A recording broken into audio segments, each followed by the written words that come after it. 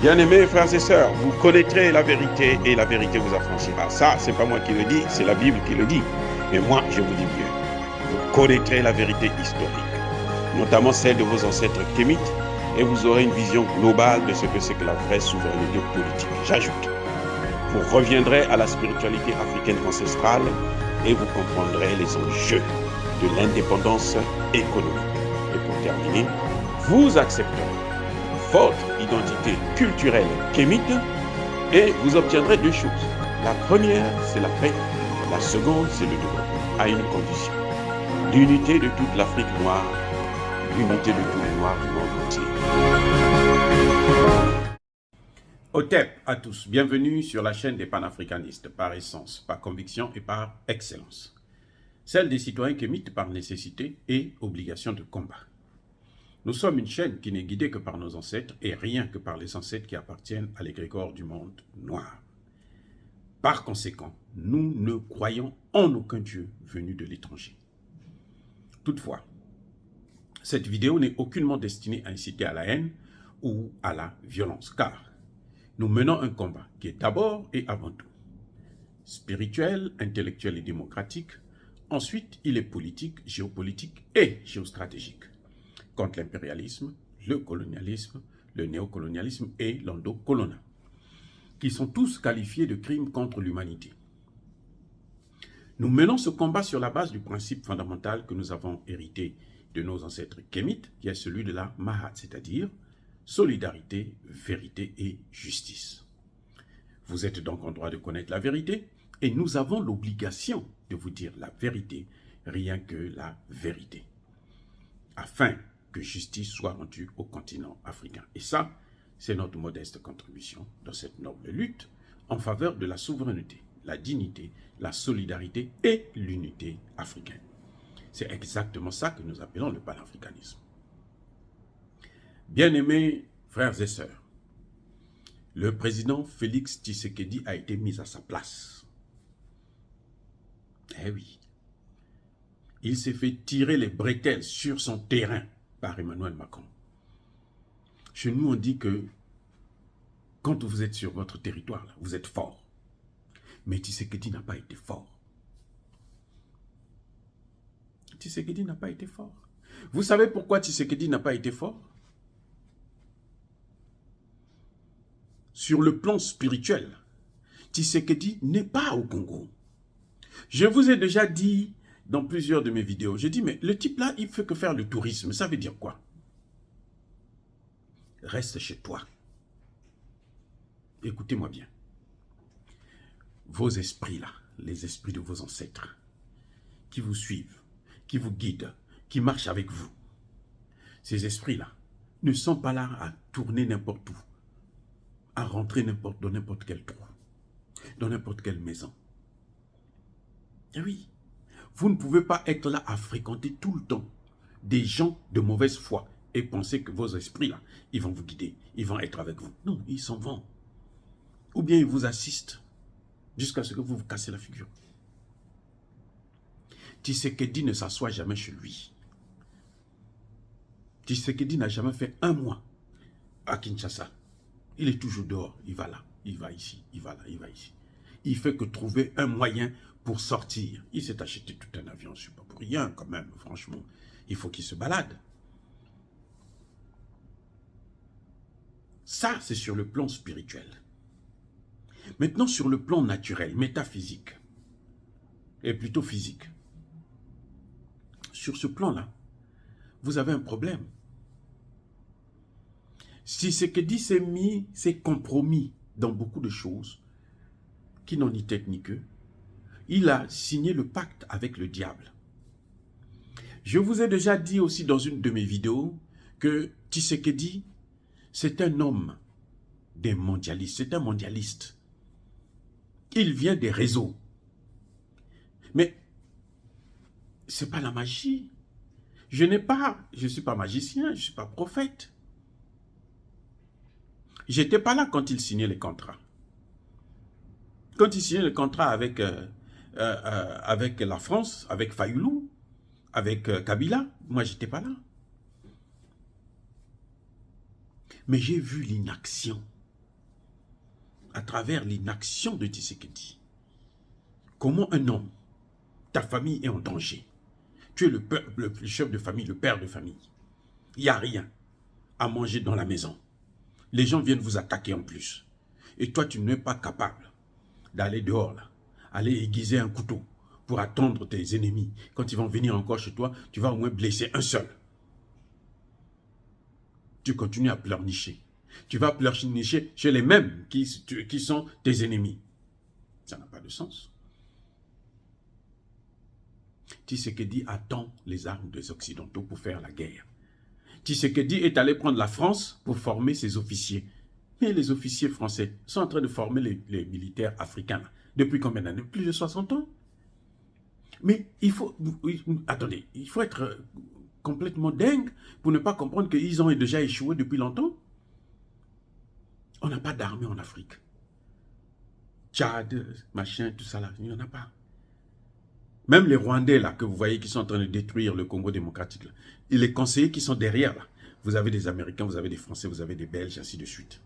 Nous n'en avons pas. Ce sont les accords de 1885 qui avaient prévu tout ça. Que ces gens-là ne doivent pas avoir d'armée. Eh oui. Donc, tu ne peux pas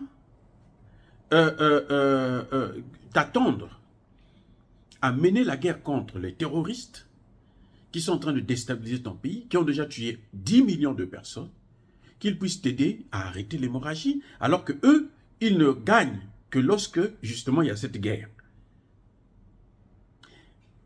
Kagame est là comme, comment dirais-je, c'est le gardien.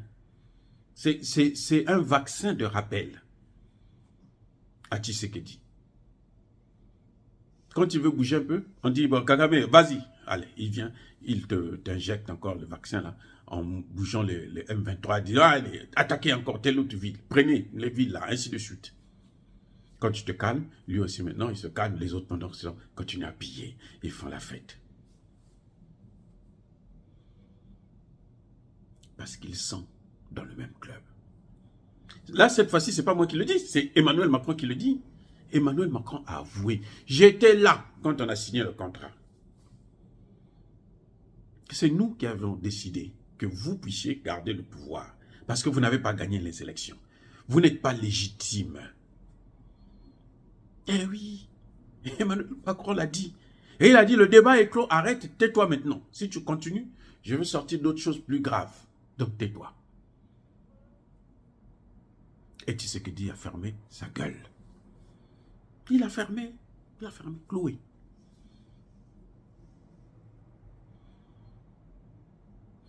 Mais, ça veut dire quoi? Tout le monde le sait, c'est un secret pour personne.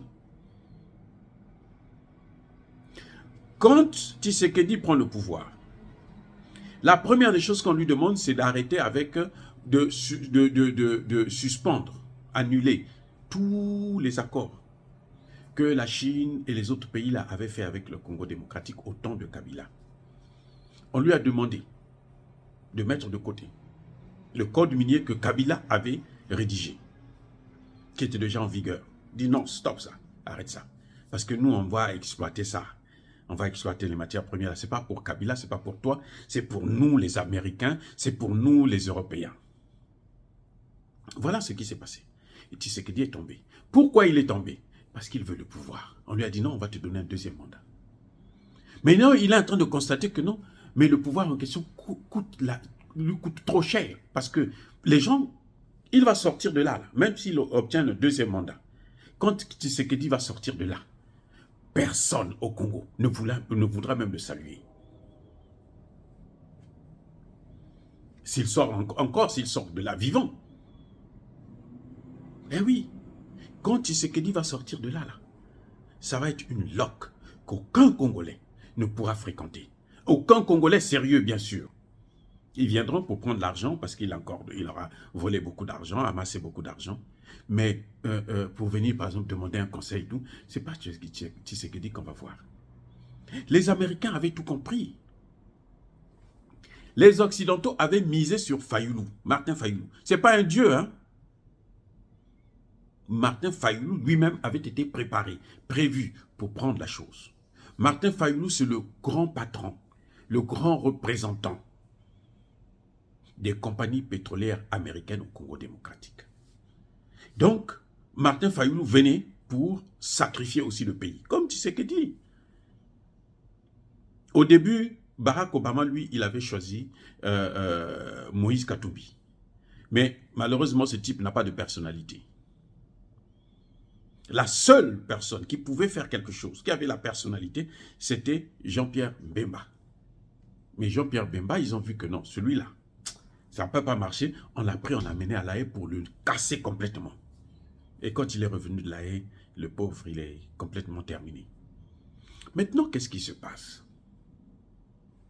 Quand Tshisekedi accepte de se faire humilier par Emmanuel Macron sur son terrain, c'est pourquoi? Parce qu'il n'a pas de bon conseiller. Tshisekedi n'a rien dit à Macron de bon. Mais oui, quand il parle de compromis à l'africaine, c'est un compromis de la France-Afrique. Parce que c'est le Druyon qui est venu régler le problème. C'est le Druyon qui est venu imposer Tshisekedi. Et Tshisekedi le sait. C'est pour ça que quand Emmanuel Macron dit « tais-toi », il se tait, parce qu'il sait que s'il ne se tait pas, Emmanuel Macron va divulguer encore plus, puisque lui aussi, Emmanuel Macron, c'est un drogué. Il est sous l'effet de la drogue, donc il va vous sortir tout ce qu'il veut, il s'en fout. Les compromis que Tshisekedi est allé prendre avec les Occidentaux, c'est ça. Voilà maintenant. Donc quand je disais que Tshisekedi, c'est un homme, un mondialiste, les gens se disaient, oh, lui là, c'est... Oh. Il y en a qui me disaient, ne parle pas du Congo, parle du Congo-Brazzaville, ne parle pas du Congo démocratique. Mais c'est là, regardez. Regardez sous vos yeux. Maintenant, on vous le dit. Mais nous, on avait déjà vu ça. Quand j'en parlais, c'est parce que je me suis dit, non, mais quelqu'un qui a la tête sur les épaules ne peut pas se comporter comme ça. C'est pas possible. Ce sont eux, les Français, là, qui ont demandé à Tshisekedi de se tourner vers l'Afrique de l'Est, vers les pays de la SADC, pour venir l'aider, pour intervenir. Parce qu'ils savent que tous ces pays-là sont corrompus. Y compris le Burundi. Je répète, y compris le Burundi. Le Burundi, celui qui faisait face à ces gens-là, qui tenait tête, c'est l'ancien président, là, Nkurunziza, celui qui est mort, qu'ils ont assassiné sous prétexte qu'il est mort du Covid. Non, on l'a assassiné, c'est tout.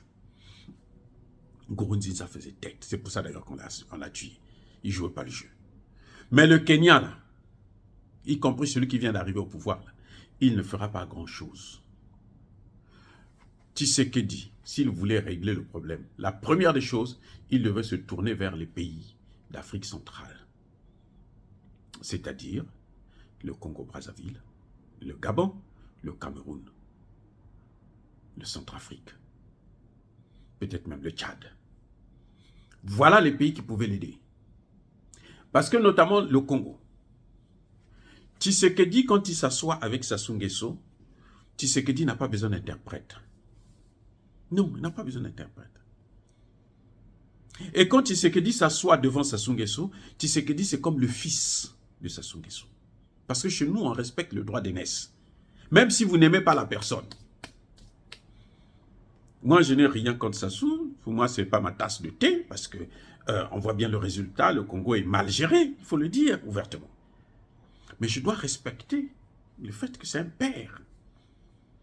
C'est le cas de Tshisekedi. Donc, et Sassou Nguesso a l'expérience de coup d'État et de guerre civile. Il connaît bien ces choses-là. Donc, c'était d'abord vers ceux-là qui devaient se tourner. Mais il quitte le Cameroun. Et là, le Centrafrique a montré, avec l'appui des Russes, comment on peut mener la guerre contre des gens comme ça, là, les terroristes. On lui dit, monsieur Tshisekedi, nous là, nous Américains, nous Européens, nous ne voulons pas que tu ailles là-bas, va de l'autre côté. Et il est en train de partir, ça fait 5 ans maintenant qu'il est en train de traîner. Il n'a rien résolu. Au contraire, la situation ne cesse de s'aggraver. Il a beau prendre tous les contrats de matières premières, de coltan notamment, de donner aux Américains. Là. Tshisekedi est fâché, Macron est fâché là, parce qu'il n'a rien eu. Les Américains ont déjà tout pris. Ce sont les Américains qui ne veulent pas que les Français puissent encore rester dans la zone. C'est pas nous. Et lui veut forcer, il veut demander à Tshisekedi d'affronter les Américains en prenant des contrats pour donner à Macron. Quand vous voyez comme ça, c'est parce que ça n'a pas marché. Il y a des contrats qu'il n'a pas pu obtenir. Qu'est-ce qu'il a obtenu encore de bon? Le programme d'Emmanuel Macron, il avait expliqué il n'y a pas longtemps, quand il avait rencontré les ambassadeurs, il veut maintenant fabriquer des voitures électriques. Mais la matière qui permet de fabriquer ça, c'est laquelle? C'est laquelle? C'est le coltan. Et le Congo qui détient 70% du coltan dans le monde, du monde plutôt, qu'est-ce qui se passe? Les Américains ont tout pris. Donc il ne peut pas le faire. Il a un problème, Emmanuel Macron a un problème d'uranium. Les Américains ont déjà tout pris.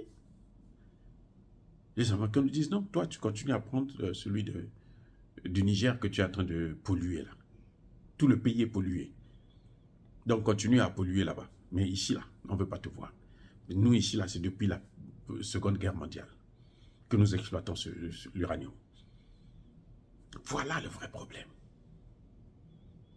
C'est pour ça que Macron est fâché. C'est pour ça que Macron est sorti de ses réserves. Macron a oublié la diplomatie, surtout qu'il devait être dans un état mental dépassé. Je vous ai déjà dit qu'il est addict. Ce n'est pas moi qui le dis. Dans le milieu des Français, des vrais Français, là, dans le grand milieu, là, ils savent que c'est un drogué. Ce n'est pas moi qui le dis, je n'invente rien. Donc, M. Tshisekedi, nous répétons encore, il n'y a pas de fatalité à ça.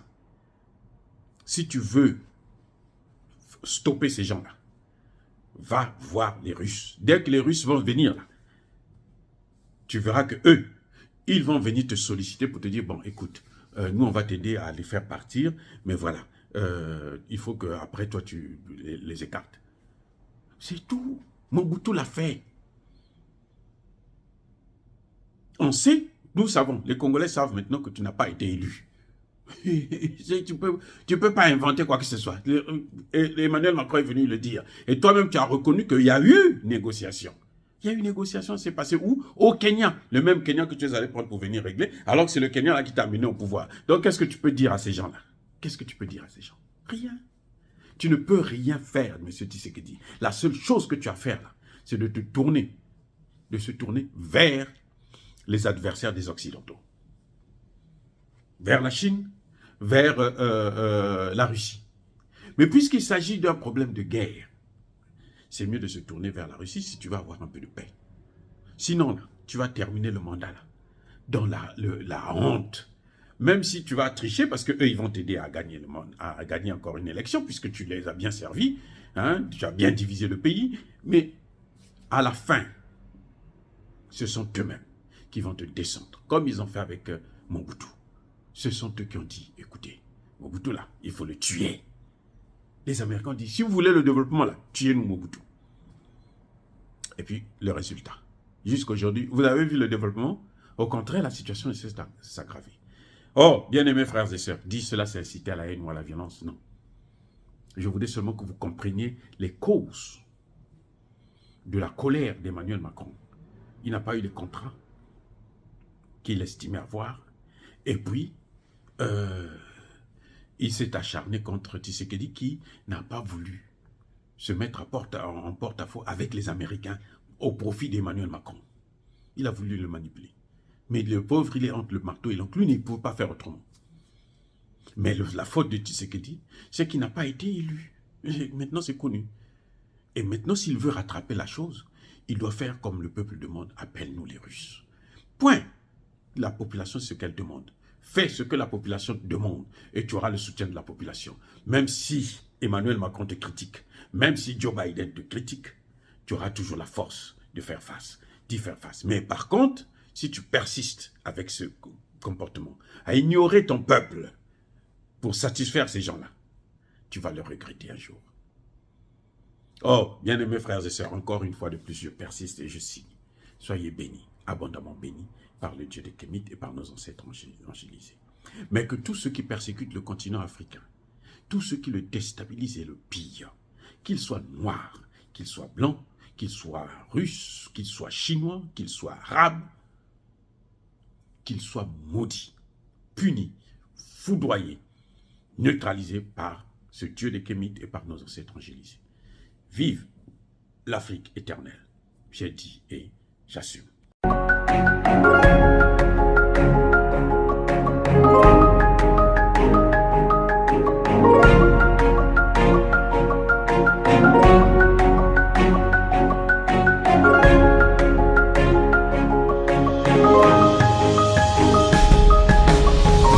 Eux, ils marchent par la foi et non par la vue. Mais moi, je vous conseille vivement de marcher par la connaissance scientifique et historique, notamment celle de nos ancêtres kémites, par les 5 sens et par l'intelligence. À vous, Apia.